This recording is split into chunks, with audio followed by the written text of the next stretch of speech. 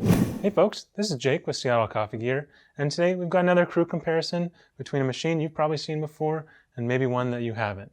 This is the Gaggia Classic, which is a very traditional espresso machine, nice and compact footprint, and it's been around for over 20 years. This is the Solis Barista Perfetta. This is a new machine for us as well as to the US market. It's our exclusive, and we're really excited to show you some differences and see what the difference in machine quality and drink quality is on both of these. So let's start with the Gaggia Classic. The Classic is very simple. It's 3 buttons. It's a single boiler machine, and it's basically everything that you need to just brew and steam very simply at home. There is a coffee switch, the power switch, and the steam switch. And with the Gaggia Classic, like with any other single boiler machine, say the Rancello Silvia or something like that, you are going to be going around some temperature surfing on here. That means once the brew boiler hits a certain temperature, you're probably going to want to flush a few seconds of water out of there because it's at its maximum temperature just to get it at a great temperature for brewing. The Solis, on the other hand, is electronically controlled. You can adjust the temperature on this machine. The Gaggia you cannot, which means that there's not going to be any flushing of the thermal block after doing the initial warm-up phase. And the warm-up phase on the Gaggia is about 15 minutes, 10 to 15 minutes to get everything saturated. The Solis is just a few minutes because it is a thermal block machine. Now let's talk about boilers, thermal blocks just a little bit on both of these. The Gaggia is a single boiler machine. That means there is a small boiler inside. It's aluminum in this case. And that means that both water for brewing and water for steaming is heated up in that single boiler. So after you're done steaming, you're going to want to go ahead and flush out some of that temperature if you wanted to start to brew. And you also have to be refilling this boiler manually rather than automated, as in some more expensive machines or block machines like this one. Now the Solis has a thermal block. That's what gives it the ability to heat up much quicker than the Gaggia Classic here. It is electronically controlled, so you can change the temperature. There's 3 different temperatures to select from here: low, medium, and high, corresponding to roughly 198, 200, and 202 brewing temperature at the group head. There's also a manometer in the Solis. You don't get a manometer in the Gaggia Classic, the pressure gauge right up here. This is really great for judging your shots, seeing where you're at, making sure you're not under extracting or anything like that. On the Gaggia, you'll either need to get a group head brew pressure gauge or probably something like a timer to gauge your shot quality is going to be best for there. The Gaggia has a 2-liter water tank, so it's more than adequate for brewing lots and lots of espressos, cappuccinos, and lattes. Top fill tank, meaning that you can fill it up without having to pull it behind the counter. You can also pull out the drip tray and pull out the tank from front if you need to clean it, anything like that. Same with the Solis. It's a rear-mounted tank, which is top fill as well, and you can pull out the container. And this machine also has a Mavia Intenza filter, so it has a filter that comes with the machine, and you buy replacements of this filter to keep your water filtered, to keep it softened.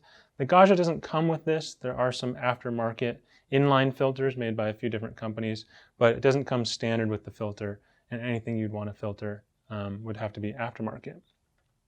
Now let's talk about portafilters while we're at it.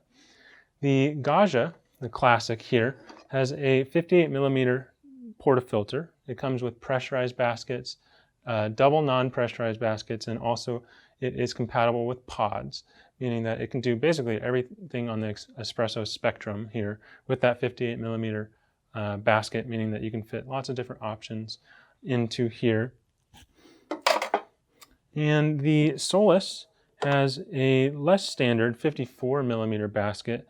It's a bit deeper than the 58 millimeter on the Gaggias and other E61 type machines like that.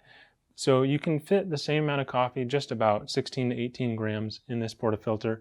And it also comes with pressurized, non-pressurized, and a pod basket. So you're covered there for all the spectrums of espresso brewing. Both these machines do have a standard steam wand. There's no Panarellos on here, meaning that you will have to work on your latte art just a little bit more, but the end results are definitely going to be worth it to get that air incorporated and make that nice velvety milk. And otherwise, the machines are basically super reliable. They both have done great in our testing, and it's just more about simplicity and technology here in both of these. So I'm going to go ahead and grab some coffee and get some grinding going, and we're going to go ahead and brew with both of these and see how they compare. All right, so we're back, and I've grabbed some milk, grabbed some coffee. Today we're grinding the Costa Rica Las Lajas Black Honey by Brandywine. This was our roast of the month just a couple months ago. It's still available. It's really delicious. You should try it out. It's got those notes of apple cider and some similar notes like that. Ground it on the Sete 270 here. We're right around a 5 on the grind setting. I found that that works with the pressurized baskets that I'm going to be using today, just so that we can compare apples to apples. And I've also got 5 ounces of milk in each of these steaming pitchers so that we can compare the temperature after 60 seconds of steaming, which is what I'm going to start with right now. So the Gaggia has a, because it's a single boiler, it does take a little bit longer to warm up the steam here. And once this light is on, you are ready to go, and then you're at steam temperature, so you should be all set. I'm going to grab my stopwatch here, and we're going to go for 60 seconds and then take a quick temperature check and check the quality.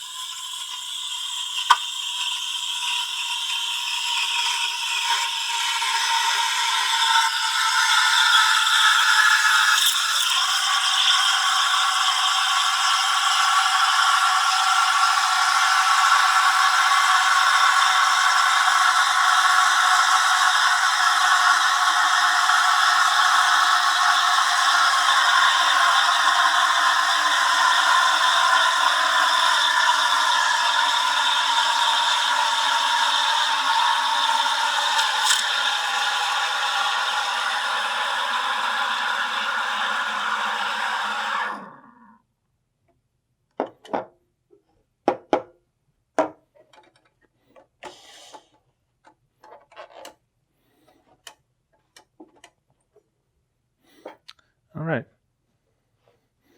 so we've got the milk nice and frothy here, nice texture here, and I'm going to take a quick temperature.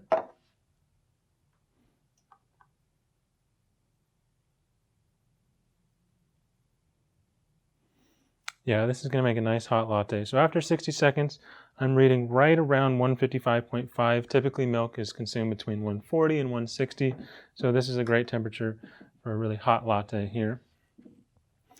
And now I'm going to leave this milk while I brew on the Gaggia Classic and make a latte.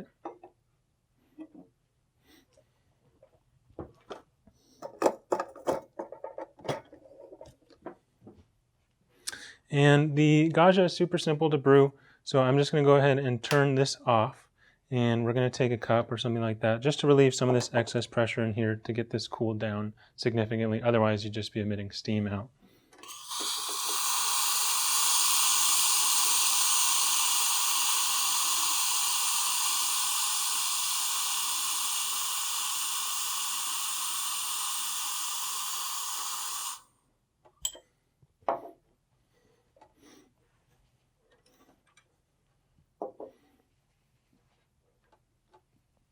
All right, so now we should be ready to brew, and I'm going to go ahead and put my shot pitcher under here,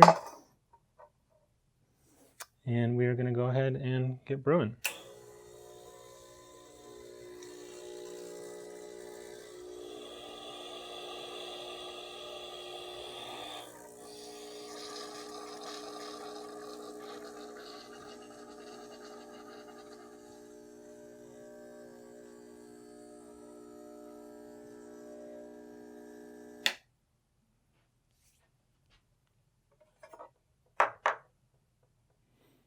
All right, so I've got my espresso here from the Gaggia. I'm going to take a quick temp on this as well.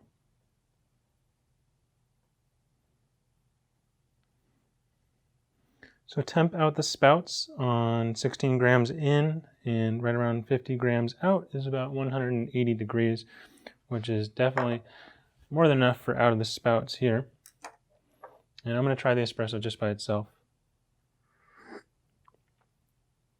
Yeah, it's definitely hot. Very, very hot. The espresso is rich. I might have underextracted it just a little bit. but it definitely tastes good and is actually what I was looking for on the Costa Rica here. So now I'm going to pour myself a latte.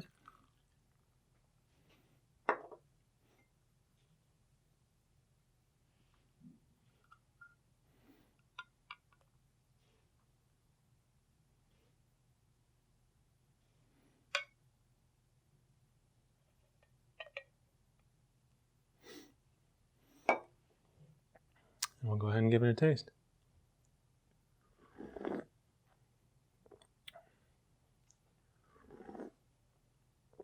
So it's definitely good. It's really hot. The steam after 60 seconds, like we were saying, was around 155, 160, which is really, really hot for a milk-based drink. And overall, it's tasty. Can't complain. That's definitely a good latte there. But let's see how the Solis fares, and we're going to go ahead and start brewing with that. So I'm going to go ahead and put it into steam mode. This machine, it takes a few minutes to heat up for steaming, and you don't get continuous steam. There are ways to temperature surf it so that you can get a little bit more steaming by steaming before the light goes out. But on here, because it's a thermal block machine, you're getting basically unlimited steam, although that pressure may be a little bit reduced compared to a single boiler machine. So just like that, it's ready to heat up. And I've got that same 5 ounces of milk here, so we're going to go ahead and grab the timer again, and 60 seconds.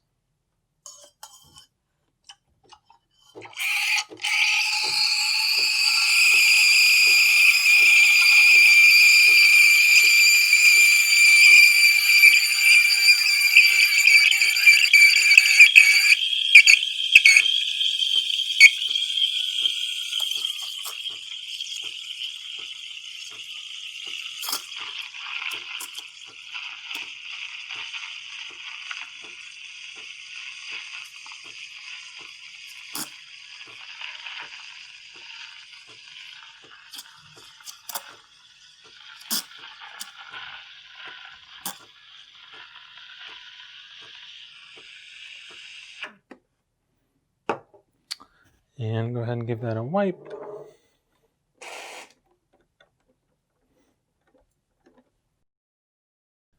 And take the temperature.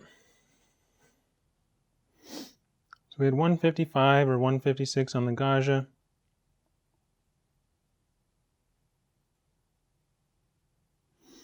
So like I thought, because it's thermal block, it's just a little cooler. It's 142 degrees here, so it's a little bit cooler.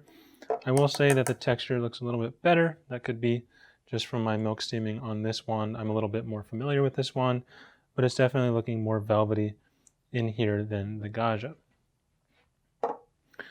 So now we're going to go ahead and brew.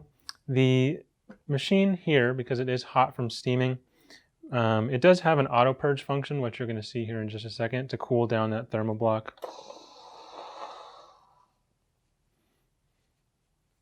So you saw a little bit of steam comes out, and it does this a few times in order to release all that temperature from the block and make sure that your machine's ready to brew.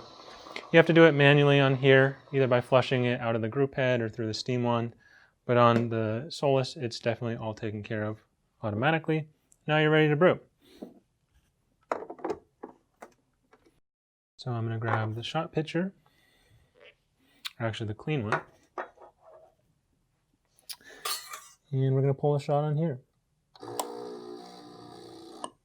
And it does have a slight pre-infusion phase.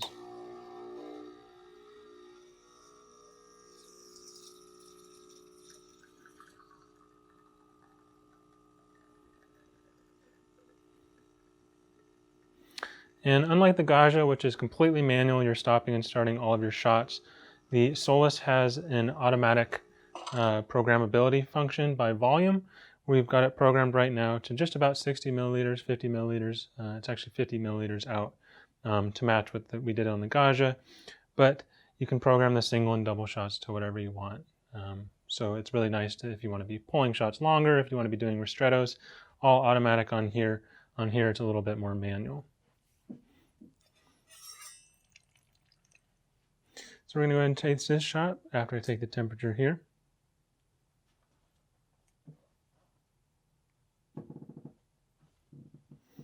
Definitely a little bit nicer crema on here. These are both pressurized, so I'd be expecting pretty good crema on both. They tend to be produce a little bit of faux crema almost, with a little bit of air built into there. So out of the spouts here, it's about 160, which is a little bit cooler than that Gaggia. Thermal blocks across the board do tend to be a little bit cooler, but we can adjust the temperature on this up here higher, and you can also let the portafilter heat up in the group head, and that would definitely help with heat retention there.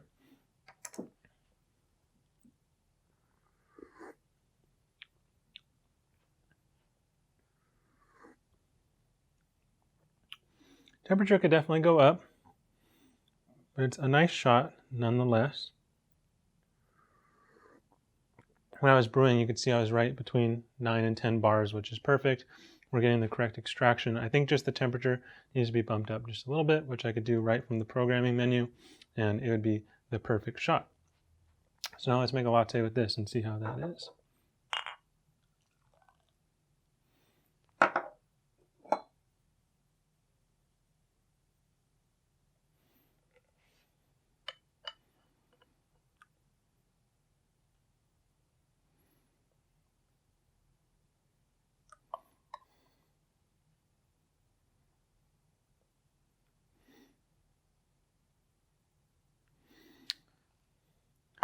Well, I'm no artist, but it was definitely a little bit easier to get the foam up on top. I'm no latte art master, that's for sure. But it was easier to get the foam up on top than with the Gaggia's foam. Yeah, and another great latte.